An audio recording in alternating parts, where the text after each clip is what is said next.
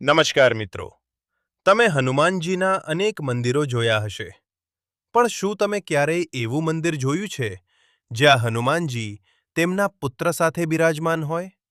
હા, તમે સાચું સાંભળ્યું.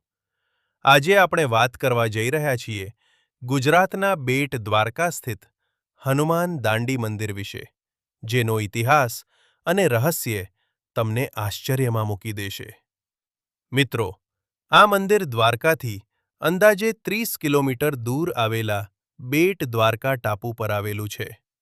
મુખ્ય મંદિરથી લગભગ 5 કિલોમીટર દૂર દરિયા કિનારે એકાંતમાં આ પવિત્ર સ્થાન આવેલું છે. અહીં પહોંચવા માટે દરિયામાં બોટની મુસાફરી કરવી પડે છે, જે પોતે જ એક રોમાંચક અનુભવ છે. આ મંદિરની સૌથી મોટી વિશેષતા એ છે કે અહીં હનુમાનજીની સાથે તેમના પુત્ર મકરધ્વજની મૂર્તિ પણ સ્થાપિત છે. દુનિયાભરમાં હનુમાનજીને આપણે બાલ બ્રહ્મચારી તરીકે પૂજીએ છીએ, તો પછી તેમનો પુત્ર કઈ રીતે? આ જ છે આ મંદિરનું સૌથી મોટું રહસ્ય. મિત્રો, રામાયણના પાતાળ ખંડ મુજબ જ્યારે હનુમાનજી લંકા દહન કરીને સમુદ્રમાં પોતાની પૂંછડી બુજાવી રહ્યા હતા, ત્યારે તેમના શરીરના તાપને કારણે પરસેવાનું એક ટીપું સમુદ્રમાં પડ્યું. આ ટીપું એક માછલી ગળી ગઈ અને તેનાથી મકરધ્વજનો જન્મ થયો.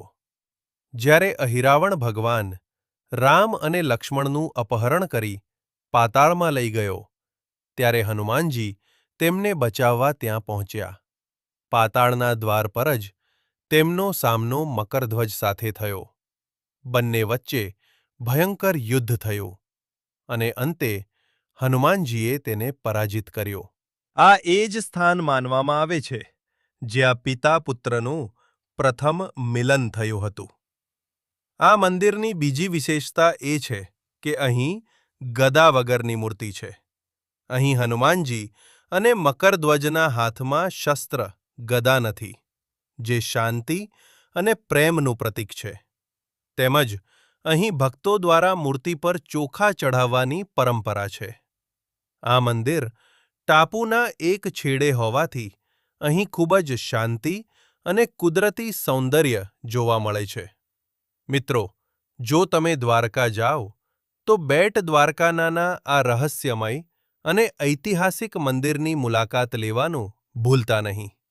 આ માહિતી તમને કેવી લાગી તે કોમેન્ટમાં જરૂર જણાવજો અને આવી જ બીજી ઐતિહાસિક જાણકારી માટે આપણી ચેનલને સબસ્ક્રાઇબ કરવાનું ના ભૂલતા. જય શ્રી રામ, જય હનુમાન.